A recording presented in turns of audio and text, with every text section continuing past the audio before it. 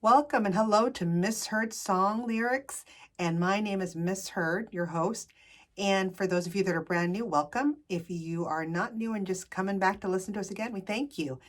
I'm going to handle season 2, episode 85 with my first ever Marilyn Manson misheard song. That's a lot of M's. And the misheard song lyric is the beautiful meatball, the beautiful meatball. And the correct lyrics is the beautiful people, the beautiful people. I'm obviously hungry. Sounds more like Marilyn Manson is singing angrily about some said beautiful meatball. So we're going to be going into that, seeing if it's really about meatballs or what, and a little bit more about Marilyn Manson, who he is, and the band named Marilyn Manson. Get it? All right, about the song. The Beautiful People is a song by American rock band called Marilyn Manson. It was released as the lead single from the band's second studio album called Antichrist Superstar back in September of 1996. Wow, 25 years ago. Amazing, or almost 25 years ago.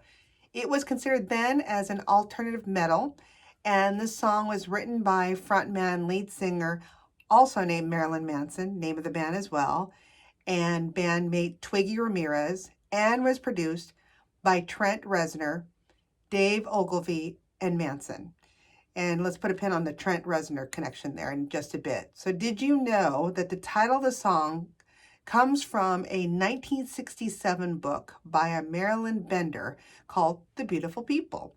And it exposed the world of scandal within the jet set lifestyle of the 1960s and the culture of beauty as it pertained to fashion and politics. So that's where he and others that wrote this got the idea of it. And then per the factors of the album's concept, the song refers to the privileged class of elites whom the main character is a populist demagogue called Antichrist Superstar. Not Jesus Christ Superstar, Antichrist Superstar. And lyrically, it discusses what Manson refers to as the culture of beauty, which is interesting because, this came out in 1996, and boy, he kind of foreshadowed now where everything is all Instagram, social beauty. It's not the content, it's how good you look with your filters. So he knew something was coming just around the corner. The song peaked at number 26 on the U.S. Modern Rock Tracks chart and remains one of Marilyn Manson's most famous and most successful original songs. And in 2006, it was ranked at number 28 on VH1's Greatest Metal Songs. Interesting. So back to a little bit more about the song again. The Beautiful People was written in 1994 with lyrics by Marilyn Manson and music by Twiggy Ramirez.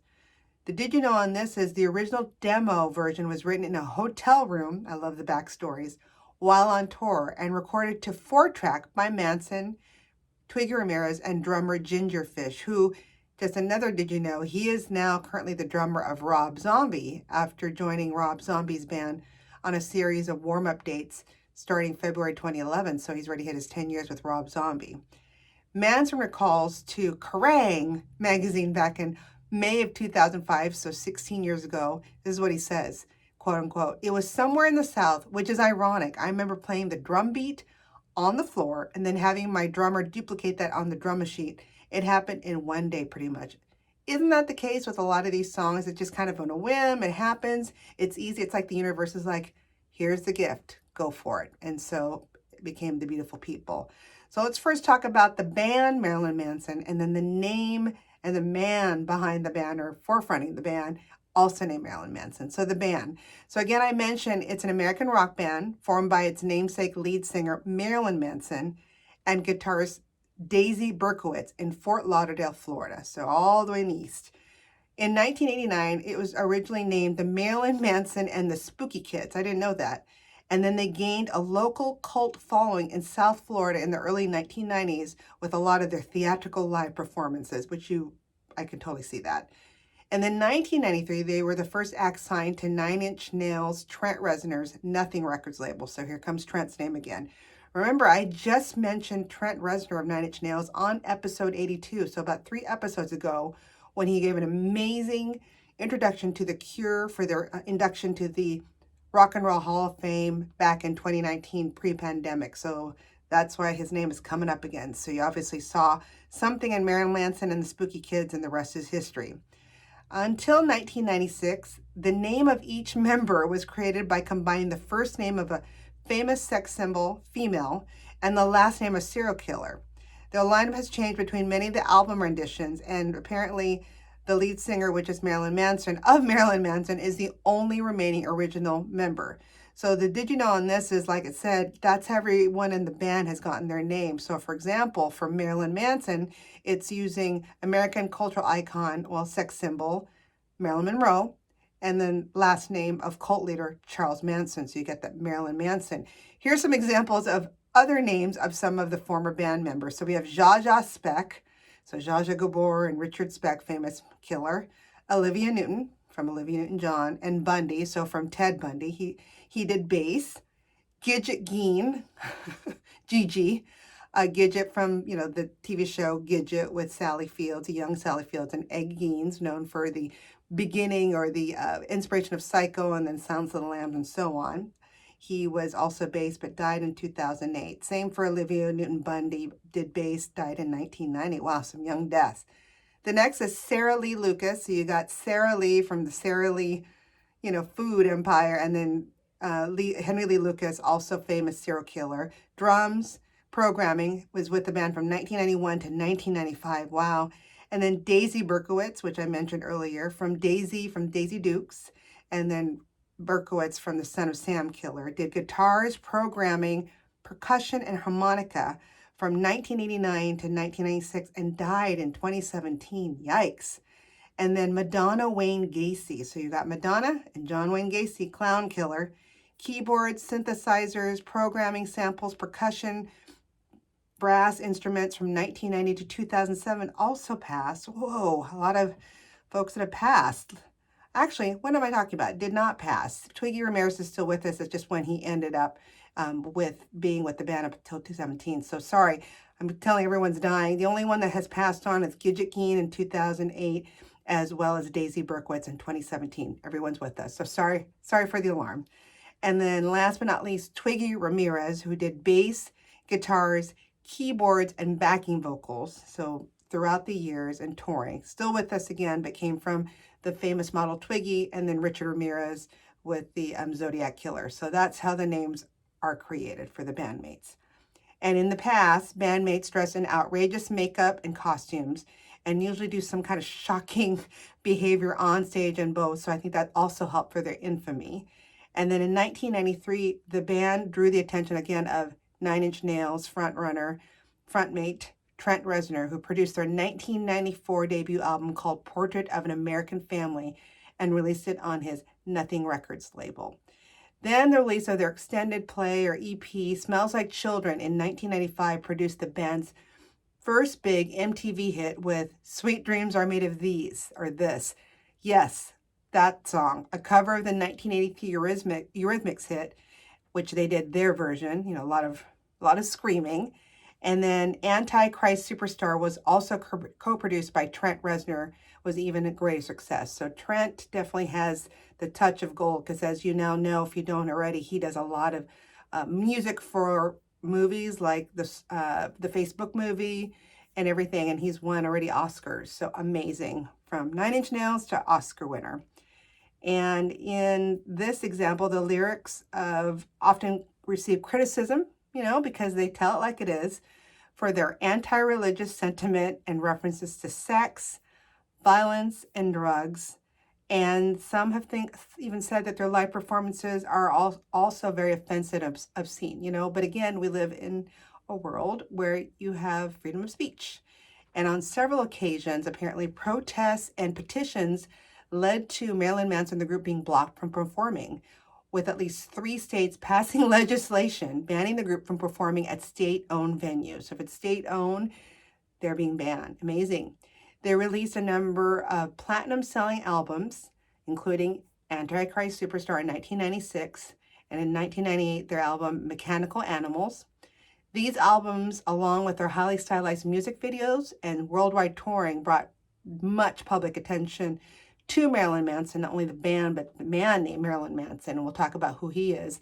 In fact, that in 1999, when the Columbine High School massacre shooting happened, in the news media, infamously, he and the band was blamed for the band influencing the perpetrators, the shooters. So interesting thing about that. And as this controversy began to, die down through the 2000s, so did the band's mainstream popularity. Times change, right? Despite this, John Wiederhorn of MTV back in June of 2003 even referred to Marilyn Manson as the quote unquote only true artist today. Interesting. And Marilyn Manson is highly regarded as being one of the most iconic and controversial figures in rock music, with the band and its lead singer, of course, Marilyn Manson, both in the metal-associated acts and also in wider pop culture. In fact, VH1 ranked Marilyn Manson as the 78th best rock band on their 100 Great Artists of Hard Rock. That says a lot.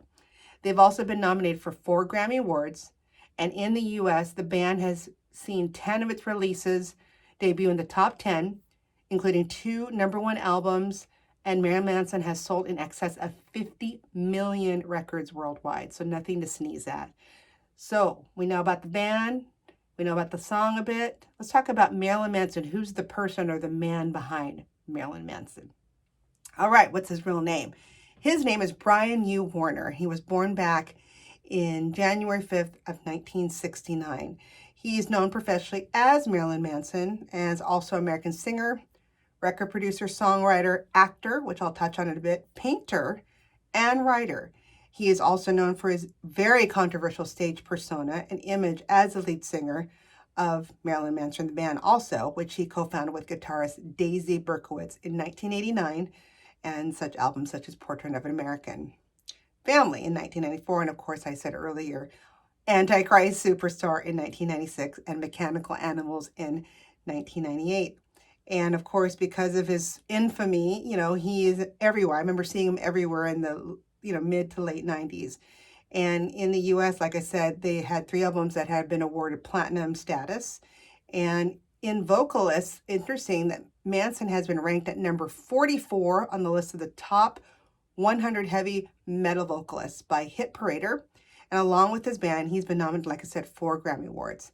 So acting, I started to see him more. Manson made his film debut as an actor in David Lynch, who I love, me a David Lynch, Twin Peaks, Lost Highway back in 1997, and has since appeared in many minor roles and cameos. He also was interviewed by Michael Moore's political documentary on Bowling for Columbine back in 2002, discussing possible motivations for the actual 1999 massacre, after, again, he and his band were pretty much blamed for the reason for, the shootings or the impetus of it, which he's denied till today. And then in September of 2002, check this out, Google it, because I got to see what some of the artwork is. It's pretty interesting. He had his first art show called The Golden Age of Grotesque, held in LA at the Contemporary Exhibit Center, and at 2010 had another exhibition at the Kunsthalle, I don't know if I'm saying it right, gallery in Vienna. He unveiled Genealogies of Pain, a series of 20 paintings in which he collaborated with David Lynch. Very interesting. So he is a Renaissance man, so to speak. So let's talk about the beautiful people, or the beautiful meatball video. Okay. For those of you who remember, when I first saw it then, and I see it now, it really reminds me of the 1995 David Fincher horror movie or suspense movie called Seven. Remember that? With a young Brad Pitt, with its fast-paced editing and disturbing, grimy images. It's just cut frenetic. That's what it reminds me of. It also reminds me of every American horror intro show that looks like, it wouldn't be surprised if it inspired the creators of that show to have their intros of each of their seasons look like this video. So what I found out is it was actually directed by a female. Way to go. Floria Sigismondi directed it, and it's described as one of the creepiest of creepy videos. I would agree. For the beautiful people performing the song like a classroom-like setting decorated with some medical prosthesis and lab equipment, okay? So if you haven't seen it, Google it. You'll see what I'm talking about. And again, it's all these different performance clips of lead singer of Marilyn Manson in this long gown. And it almost, to me, looks like the gown could be made up of, who knows, like plastic or latex, and he's wearing aviator goggles. He's obviously on stilts because he's much taller. And they actually said that they did some prosthetic makeup to make him appear bald and more grotesquely tall. And then after being placed in the costume by the same types of attendees, he appears to be having a cheering crowd that's walking with him. I know he's holding their hands as he's going through some kind of like rally or gather, while people march around him, pumping their fists in the air, as one does. And other fast cuts, of course, like I said in the movie Seven and even American Horrors, you start seeing extreme close-ups of earthworms, mannequin heads moving, just all these things. And you also see Manson in back and neck braces and this weird orthodontic cheek retractor exposing metallic teeth. The video itself, was nominated for 2 1997 MTV Music Awards for Best Rock Video and Best Special Effects. And according to Marilyn Manson, quote unquote, he said, "I'm a big fan of prosthetics and other medical fetishes. It was an interesting thing. It was used for dental operations and things of that nature. It did leave some bad cuts in my mouth that will unfortunately probably never heal. But you always have to suffer to make something great."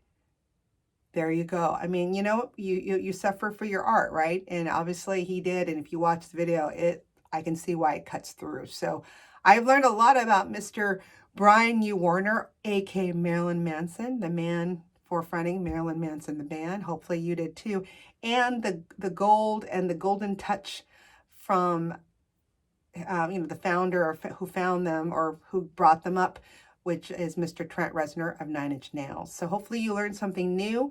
Please send us some great examples like this. I got it as an email of, "Hey, have you done this misheard song lyric?" You can send it at misheardsongs@gmail.com. That's MISSHEARD songs@gmail.com. You can also send us a note or a link to any of our social media sites in Facebook, Twitter, Instagram. Email us, as well as we have a Patreon account. So if you want to, provide us with some support via money, you get some special deals. Like if you decide to become one of our Patreon folks, you can get this show before Wednesday when it drops. And for a little bit more money, you can get the show a couple days before it drops, but also a video of behind the scenes and when we create this. So you got to love that. It's called our Unicorn Patrons. So let us know. We love you. Thank you guys. And on to our next episode next week. So keep singing those things wrong. So keep singing those songs wrong. Bye.